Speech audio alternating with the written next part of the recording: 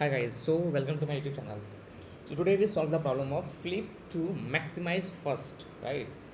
So this is the problem, and the problem is given an array and consisting of zeros and ones. A flip operations involves changing all zeros to ones and all ones to zero within a contiguous subarray. Formally, select a range L to R in the array and such that 0 greater than of L and greater than of R to N. Hold and flip an element in this range. Return the maximum number of ones you can get in the array after doing at most one flip operation. Correct. So the problem says, ये problem क्या बोल रहा है, बहुत simple बोल रहा है कि मेरे पास एक एरे दिया हुआ है उसमें से कंसिस्टिंग क्या है, जीरो एंड वंस है. तो हम लोगों ने ऐसा फ्लिप करना है एल टू आर के रेंज में जिससे कि हम क्या कर सके इसको, मतलब चेंज कर सके और उसका काउंट को रिटर्न करना है. ठीक है, return the maximum number ones. ठीक है, हमको maximum number of ones return करना है जो कि सबसे ज़्यादा बार हुआ है. ठीक है, यही प्रॉब्लम. तो प्रॉब्लम ये क्या है ना कि अगर इसको समझे तो ये ना एक बहुत ही क्लासिक प्रॉब्लम है. किसका? कैडेंस एल्गोरिथम वेरिएशंस का.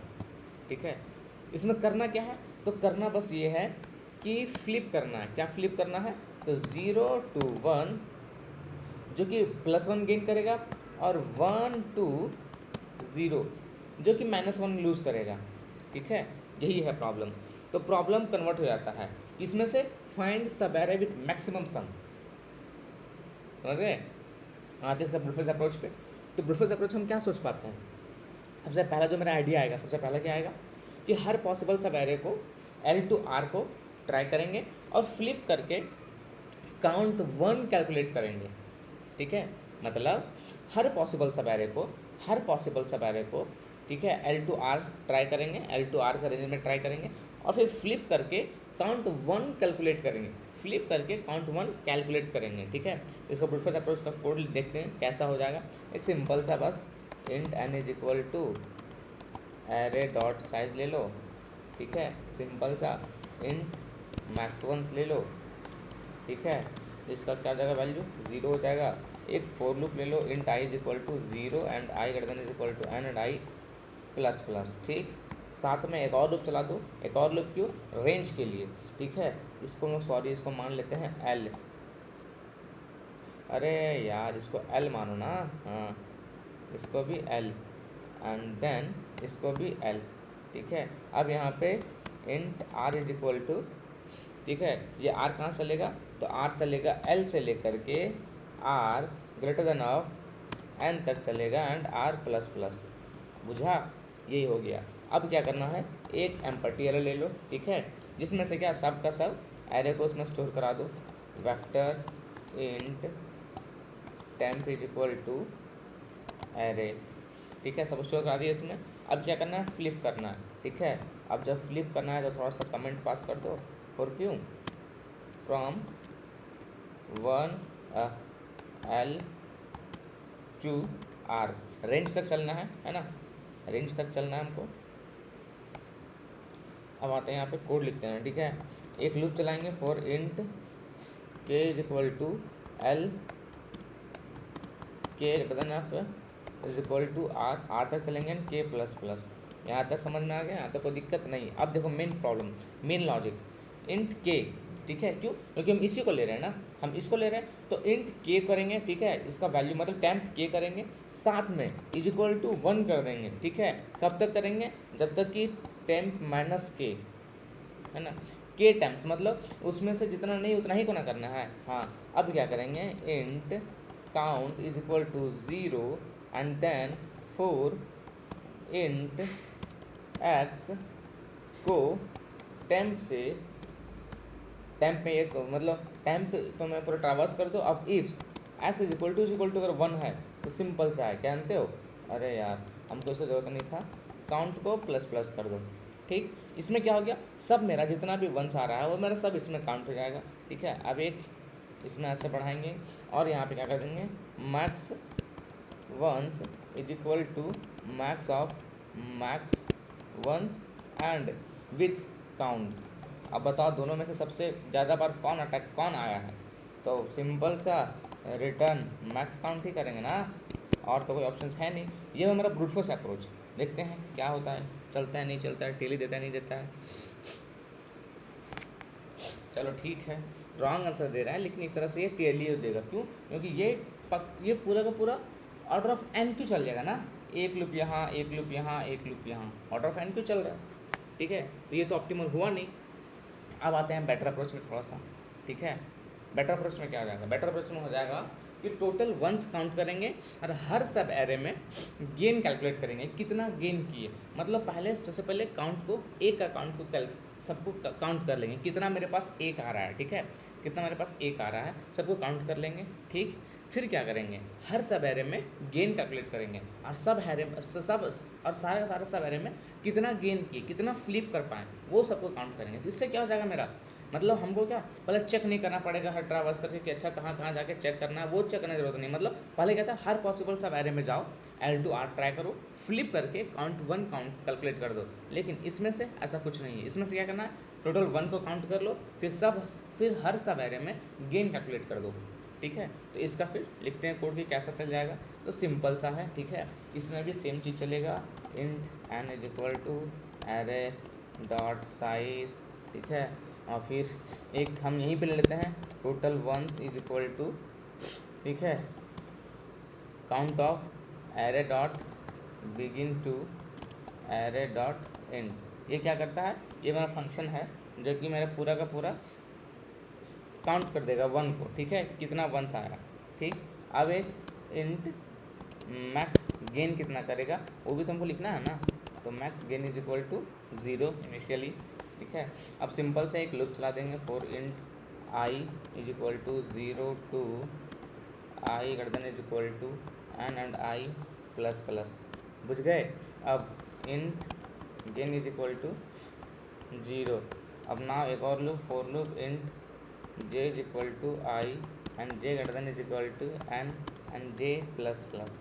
ठीक, अब यहाँ पे इफ गेन यस, अब ये पूरा क्या आई से लेकर के एन तक चला दिया। ठीक है, वही जो वो वहाँ जो चलेगा उससे भी यहाँ पे चलेगा। अब gain of not gain of array of j is equal to 0 है, तो क्या करेंगे, उसको गेन कर देंगे। ठीक है, gain plus is equal to 1। ठीक है, एक गेन कर देंगे क्या कि यहाँ से हम गेन कर सकते हैं, क्या कर सकते हैं, इसको हम गेन कर सकते हैं। अब यहाँ पे आते हैं वो, तो एल्स लिखते हैं, और नहीं तो गेन -1 इज इक्वल टू 1 कर सकते हैं, जैसे क्या रिड्यूस हो जाएगा। अब यहाँ पे max gain is equal to max of max gain to gain. अब सिंपल सा return total ones plus max gain. समझ गए क्या प्रॉब्लम आ रहा है? टोटल वंस, क्या प्रॉब्लम, टोटल वंस में क्या दिक्कत है? Total ones was not declare. अरे यार दैट्स माय मिस्टेक, इंट ना करना पड़ेगा। अब देखते हैं इसको, अगर रन चलता है तो इसमें से मैंने क्या हो जाएगा, टाइम कॉम्प्लेक्सिटी, इसमें टाइम कॉम्प्लेक्सिटी हो जाएगा ऑर्डर ऑफ एन स्क्वायर। क्यों? 2 लूप चल रहा है मेरा, एक चल रहा है आई से, एक चल रहा है जे से। आई थिंक क्या दिखाएगा इसमें, कुछ तो बता दो, कुछ तो बता दो, क्या टेस्ट केस में क्या प्रॉब्लम्स आ रही है? क्या हो गया भाई, नेट नहीं है क्या तुम्हारे पास? नेट तो मैंने दे दिया है।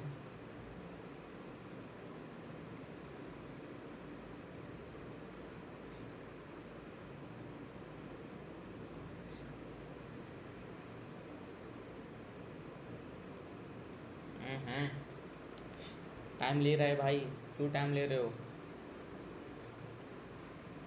तब तक जानते हो क्या ना, देखो एक शरीर में ना एक प्रॉब्लम होता है, क्या पता है, सबका ना बाल झड़ने लगता है। अच्छा, इसमें भी दे दिया रन टाइम एरर, मतलब ये भी पास नहीं किया, इसको भी ऑप्टिमाइज़ करना पड़ेगा। हिंट क्या दिया, optimize your code and submit again, optimize करना पड़ेगा। अब आ जाएंगे हम लोग डायरेक्ट ऑप्टिमल अप्रोच में, जिसमें ऑप्टिमल अप्रोच यूज करेंगे हम लोग Cadence algorithms, right. So without any further delay, we just explain and I just introduce what is cadence algorithm. Cadence algorithm is basically to help in the to count the sub array and just if we have the array, and in that array uh, I just have to calculate the maximum uh, maximum uh, com- maximum sum in all the array. In that place I use the cadence algorithm. Cadence algorithm, if we get any negative value, that will reduce, that will start from the again 0, and for that reason it is the optimal approach in any of the arrays, right? So for that reason we use the cadence algorithm. So create virtual array, एक virtual array create करेंगे इसमें से, ठीक है, जिसमें से 0 gain करेगा, 1 loose करेगा, एंड फाइंड मैक्सिमम सब एरे, ठीक है। एक बस वर्चुअल सब एरे, एक वर्चुअल एरे क्रिएट करना है, ठीक है। समझते हैं, कोड को लिखते हैं, ठीक है, बिना एकदम बिना कुछ किए, सिंपल सा int total ones is equal to 0, ठीक है। एक फोर लूप चला देंगे, ठीक, जिसमें से इन x2 एरे में चल गया, अब x इस एरे में चल गया, तो if x is equal to और 1 है तो टोटल काउंट को प्लस कर दो, टोटल वंस को प्लस कर दो, ठीक है, कर दिए। अब int max gain is equal to 0 and current gain is equal to again 0। Max gain 0 है, करंट गेन आल्सो 0 है। क्यों 0 है? क्योंकि इसके अलावा मेरे पास और कुछ ऑप्शंस नहीं है। अब यहाँ पे करेंगे for in x2 array, right, and in that in val is equal to x is equal to 0, then of 1 and -1, ठीक है। Current gain is equal to max of, simple सा एक लूप चला दिए, ठीक है, वैल्यू को काउंट किए। अगर मेरा 0 है तो भाई उसको 1 में कर दो कन्वर्ट, नहीं तो उसको -1, उसको लूज में कर दो, ठीक है। तो उसको मैक्सिमम फाइंड करेंगे, मैक्सिमम फाइंड करेंगे तो वैल्यू ले लेंगे, साथ में करंट गेन ले लेंगे एंड प्लस वैल्यू ले लेंगे, ठीक है। ये हो गया गेन। अब मैक्स गेन में क्या हो जाएगा? मैक्स गेन में एकदम सिंपल सा ले लो, मैक्स कर दो, मैक्स के साथ में मैक्स गेन कर दो, और मैक्स गेन के साथ में करंट गेन कर दो, ठीक। दिस इज, अब रिटर्न कर दो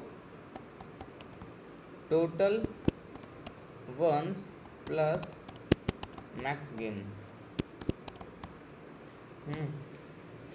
अब देखते हैं क्या चलोगे या अभी भी एरर दिखाओगे? नहीं, चल गया। Yes, so it will run the test cases and pass and submit it successfully. So in that, the time complexity of this approach is order of n and space is surely 1. Why? Because I never use any extra spaces here. I just use the one virtual array for that reason, and in virtual array they will not need to any extra spaces, and one loop for traversing for all and checking. So for that reason we can use the, and that is the cadence algorithm uses here. That is a very classical problem of cadence algorithm. So thank you for saying till the end. One more thing जो हम बीच में बोलना भूल गए थे, अगर तुमको ना बाल झड़ रहा है तो तुम सिंपल सा भाई क्या करो, विटामिन सी का कुछ खाओ, ठीक है, आंवला आंवला खाओ, बहुत ज़्यादा ज़रूरी है, अभी बाल वाल सब झड़ रहा है। तो ठीक है, फिर मिलते हैं, तब तक keep learning and keep smile. चलो बाय, ध्यान रखो, अब लाइक एंड सब्सक्राइब कर दो भाई।